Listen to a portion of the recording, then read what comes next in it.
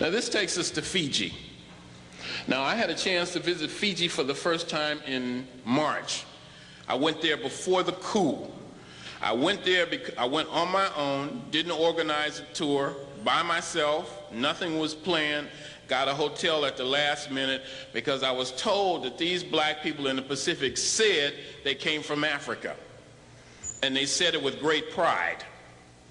Now, very few people that I know outside of Africa are willing to claim African ancestry. I heard that these brothers and sisters did. Naturally, I wanted to go there. And this brother blowing the conch shell represents my arrival in Fiji. Fiji is deep in the South Pacific, and Fiji is a series of about 300 islands, of which the largest is called Viti Levu. Let me show you some of the people I met in Viti Levu. Next. That's a nice slide, isn't it? Beautiful sister. In fact, the sisters are not only beautiful, but extremely friendly. And they all seem to like me, just why I don't know. But I certainly liked them, and I asked them a lot of questions. I would pester them with everything you could think of. And I would say, for example, do you meet African Americans very often? They say, all the time. They said, but we've never met any like you before. And I said, now what do you mean by that? Because you ask so many questions. And I said, does that bother you? They said, no, we love it. We like the idea that you are interested in us. So I started asking them some more questions. For example, I would ask, who is the African American that you are most familiar with? They said, Muhammad Ali. And after that, Martin Luther King. And after that, Michael Jordan. I'm sorry to say that they didn't know much about Malcolm. I said, do you know Malcolm X? You mean the man in the Spike Lee movie? I said, kind of, something like that. And then they didn't know much about Marcus Garvey. And I asked them, I said, what makes a woman beautiful here? Of all the features that the black women have, what is it that makes a woman, what characterizes her beauty? They said it's her hair. And they have these big, beautiful, natural hairstyles, like Alton said he used to have. Like I used to have, if you can use your imagination. I used to have a big one too. Next. I didn't know y'all were gonna laugh about that. Next. And virtually all the sisters look like that. I didn't hardly see any black women. It was refreshing, and I don't mean any disrespect, with chemicals in their hair. You said that. Next slide. But the brothers were very friendly too, and the brothers were known as ferocious warriors. They were never defeated in battle. And all of them I talked to, from the brother on the corner to the college professor, they all say they came from Africa, and they said it with great pride. The first day I got there, in fact, let me point out that in Fiji you have two populations. You have the indigenous population, and then you have East Indians. The East Indians are people we're going to have to reckon with. They're all over the world. You find them in Guyana, in Trinidad, in Suriname, in Kenya, in Tanzania, in South Africa, Uganda, right here, in Fiji. And almost everywhere there's an adversarial relationship. Okay? Now, in Fiji, they were taken there by the British about 1840 to work the sugarcane plantations, and now they own virtually the whole retail economy. I naturally love to patronize African people. So I got there, there were 18 taxis outside the hotel, 18. And of the 18, one of them was run by a brother. One. And naturally, that's the one I got in. And the moment I jumped in the taxi, we hit it off. He says, by the way, my name is Pharaoh. And I said, Pharaoh, where do you come from? He said, well, my grandfather said we came from South Africa. Others would tell me they came from Egypt. And others told me they came from Taqa-na-ika, or mainland Tanzania. And they were serious warriors. They say they can not only tell you that, they not only tell you they came from Africa with pride, they tell you when they came, how they came.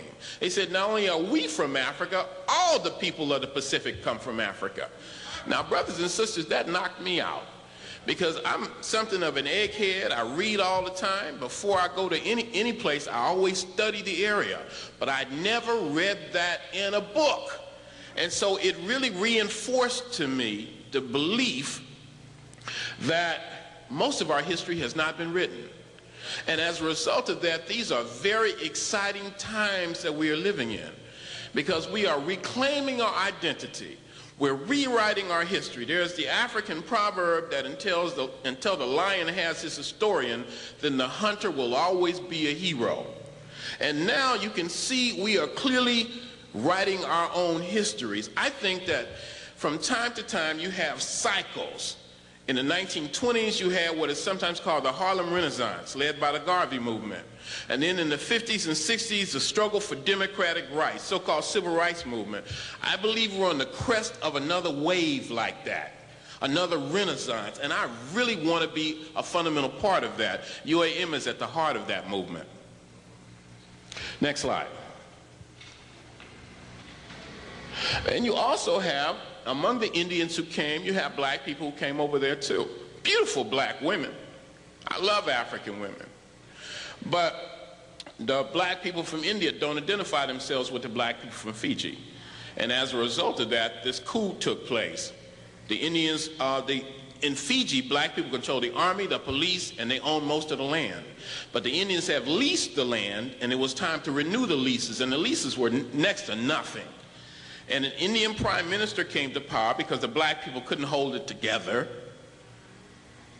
And then the prime minister demanded that the leases be renewed at the same rate, and they were overthrown as a result of that, led by a brother named George Spreight. Next. Now, the essence of life, the basis of life in Fiji is in the village.